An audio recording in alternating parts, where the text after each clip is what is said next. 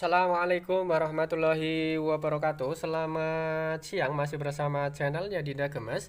Hari ini atau siang ini kita kedatangan Suzuki New Smash, dimana kondisinya seperti yang kita dengarkan tadi dari awal, bahwa suaranya kasarnya luar biasa. Dan anehnya, suara kasar yang ditimbulkan dari bagian New Smash Suzuki Smash ini dari bagian kopling. Nah, kita mempunyai asumsi ini bagian kopling ini bermasalahnya di mana. Kita juga belum tahu. Nah, kita akan mencari satu persatu apa penyakit atau faktor utama yang menyebabkan kondisi eh, bagian kopling ini suaranya kasar banget. Karena beliau yang punya motor bilang bahwa motor ini nggak lama, katakanlah habis dari bengkel, nyetel setut kopling atau bagian bak kopling ini ada baut setelan kopling dari kanan ini habis disetel. Sebelumnya nggak bermasalah, sebelumnya kondisi normal. Dan hanya karena nyetel setel kopling ini selang berapa hari langsung suaranya seperti ini. Nah, satu poin sudah kita kunci bahwa kemungkinan di bagian kopling ini karena setelannya. Nah, setelannya itu apakah lepas ataukah ada faktor lain? Nanti kita akan cari. Intinya nggak pernah dibongkar, nggak pernah diganti. Jadi di bagian kopling ini yang bermasalah. Kita akan lihat dulu. Kita akan analisa dulu apa yang menjadi faktor utamanya. Nah, ini kita lihat di ini. Nah, seperti ini. Ini rumah kampas kopling bisa dibilang tergores karena ini namanya stud kopling. Nah, ini stud kopling terlepas sudah dari kondisi bak kopling. Nah, kemungkinan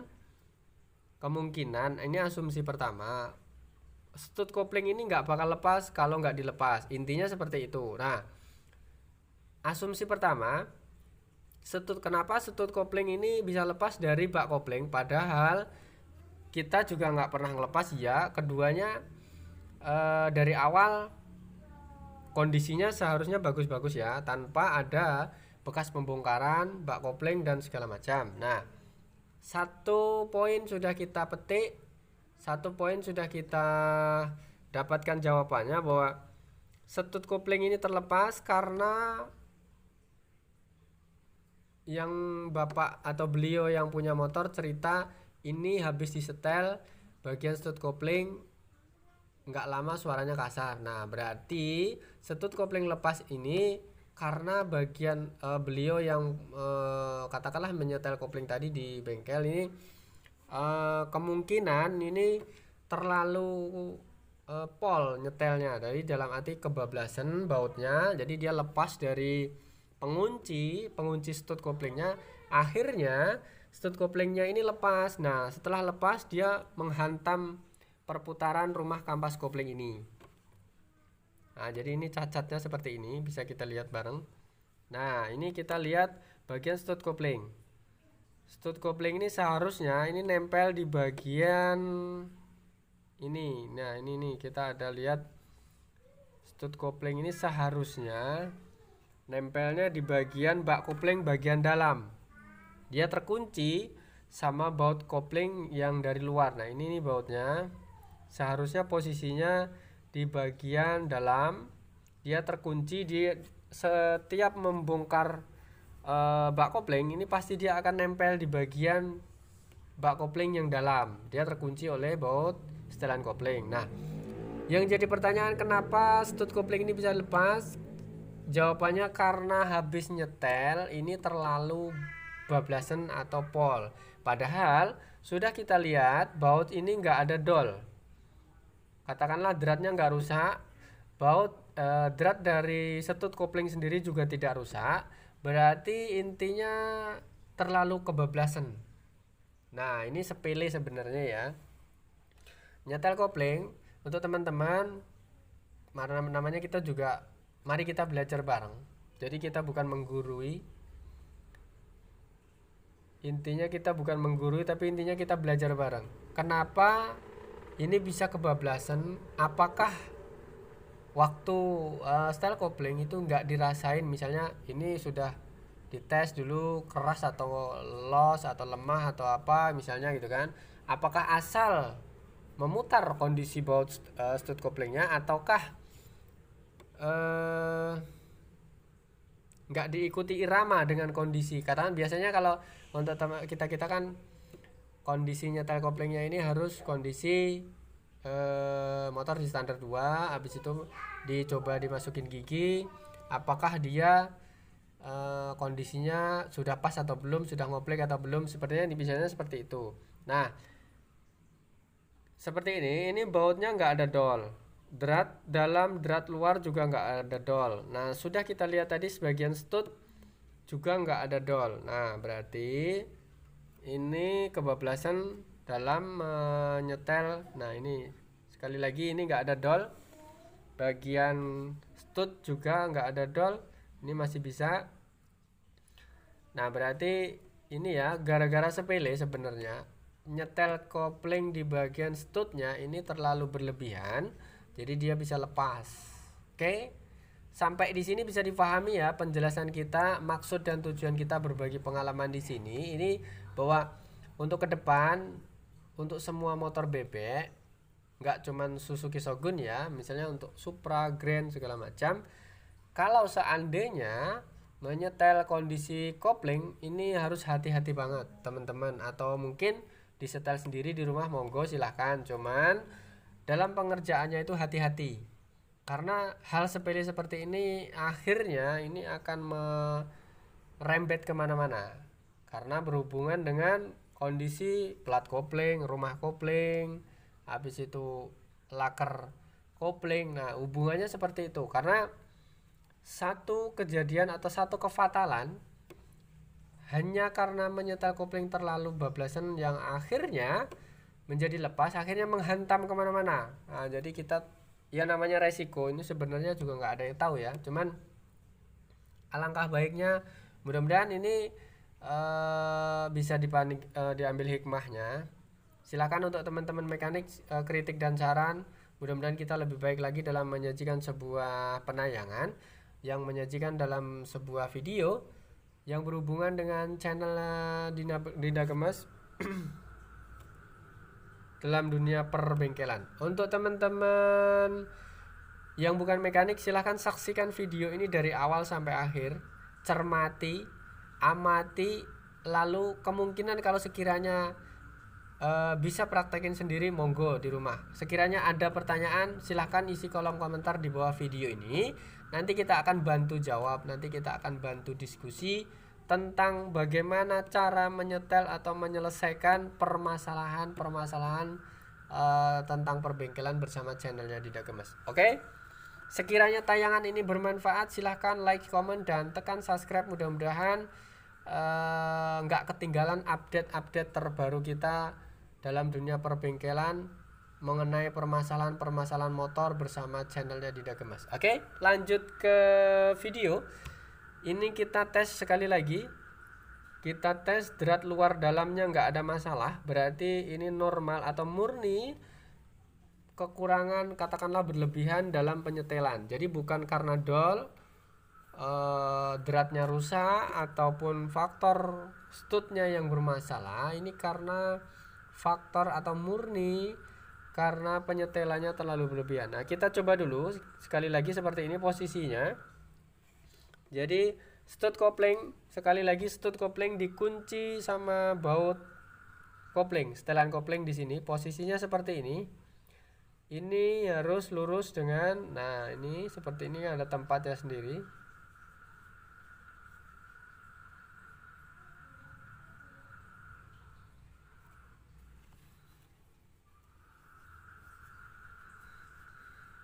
Oke, kita tes seperti ini.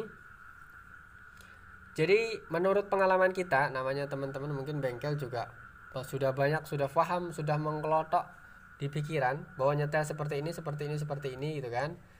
Tapi nggak ada salahnya namanya berbagi pengalaman. Kadang-kadang perbedaan cara mengerjakan itu ada yang membawa cepat, ada yang membawa malah tambah ribet misalnya gitu kan. Karena setiap pemahaman orang itu berbeda-beda, intinya sama, tujuannya sama, katakanlah ngebengkel, ngepuasin, mencari kepuasan pelanggan, itu tujuan pertama. Cuman kadang-kadang penilaiannya orang itu beda, pemahamannya beda, habis itu ya kurang lebih dan resikonya seperti ini. Jadi kita harus bisa menelaah pendapat-pendapat mereka. Oke, lanjut ke video. Kita sudah tata kembali, kita akan masang, kita tes bautnya apakah ini ada bermasalah, longgar ataupun apa. Ternyata nggak masalah baut koplingnya. Kita tes sekali lagi, kita pasang laker kopling.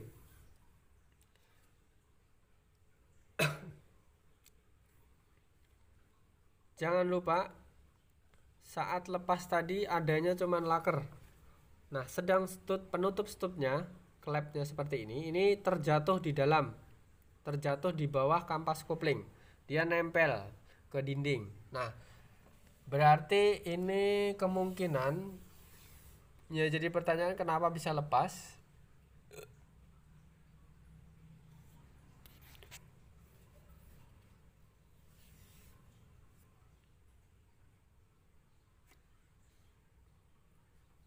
Nah, ini namanya stud, tutup stud ya.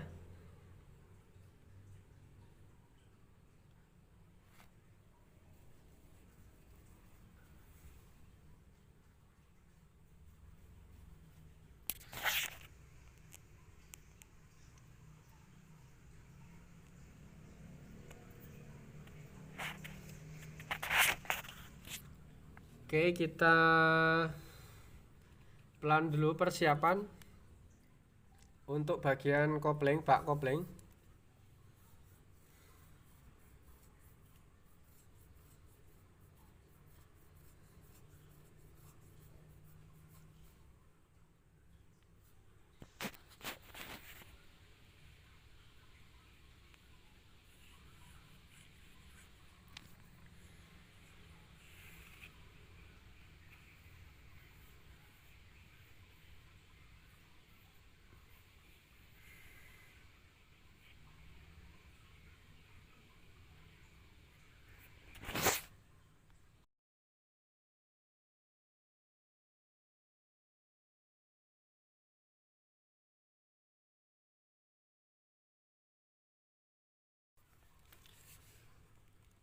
Oke, kita lakukan pemasangan bak kopling. Kita rasa sudah nggak ada masalah lagi. Kita lakukan pemasangan. Kita baut 2 biji dulu, kita setel. Kita setel kopling dulu.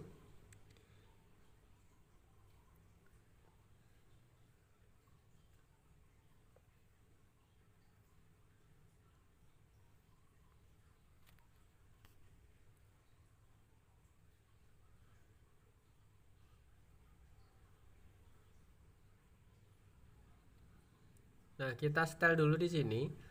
Sekali lagi untuk teman-teman, mungkin teman mekanik juga sudah paham, tapi nggak ada salahnya kita ingatkan.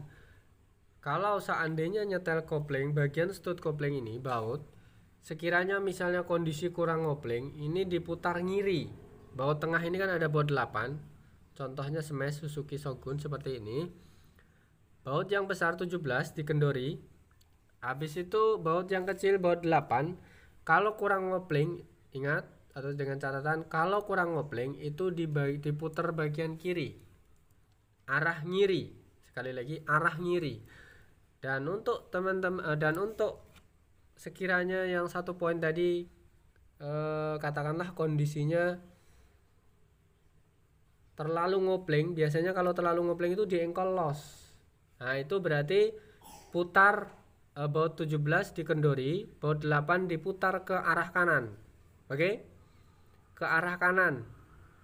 Berarti mengurangi kopling terlalu banyak menekan. Nah, itu agar tidak loss. Sekali lagi, kalau seandainya engkol kakinya loss, itu berarti terlalu berlebihan nyetel koplingnya.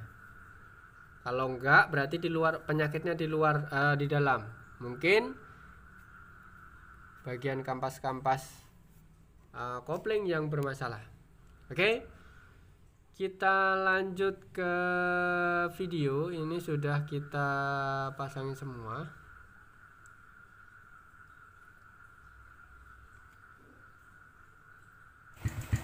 Yang biasa.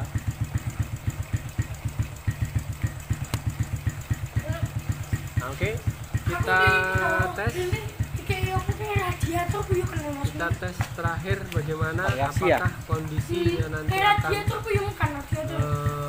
normal ataukah ada faktor-faktor atau penyebab lain yang harus kita cek lagi. Tapi yang gue variasi Kita tes.